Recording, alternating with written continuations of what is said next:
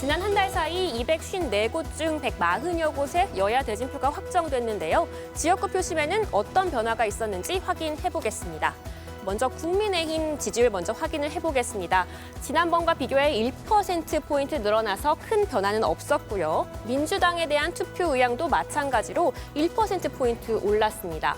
반면 신당에 대한 투표 의향은 점차 줄어들고 있는 모양인데요.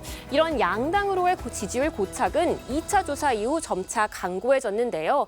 이때가 언젠지 확인을 해봤더니요. 거대 양당으로의 결집과 신당으로의 표심 이동이 동시에 나타나면서 21%에 달했던 미결정층 표심이 한 번에 흩어졌던 시점입니다. 이후에도 미결정층은 신당 또는 양당으로 표심을 옮겨가긴 하지만 그 움직임의 크기는 점점 작아지고 있습니다. 다시 말하면 패널에 참여한 응답자들은 대부분 이미 표심을 정한 겁니다. 이런 지지율 고착은 지지 정당을 물어봐도 나타납니다.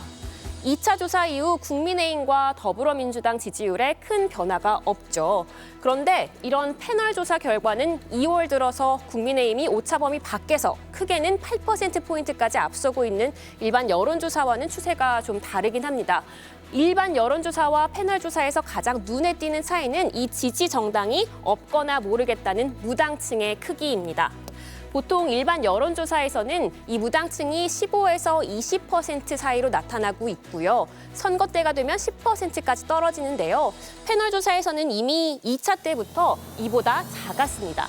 이제는 정당 간 이동 이외에는 더 이상 움직일 표심이 없는 겁니다. 저희가 패널 조사를 설명하면서 계속 강조했지만요.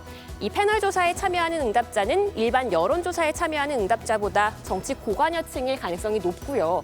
그러다 보니까 정치적 입장이 뚜렷해 정치 상황에 따른 태도 변화가 일반 조사보다는 조금 느리게 나타난다는 분석도 있습니다.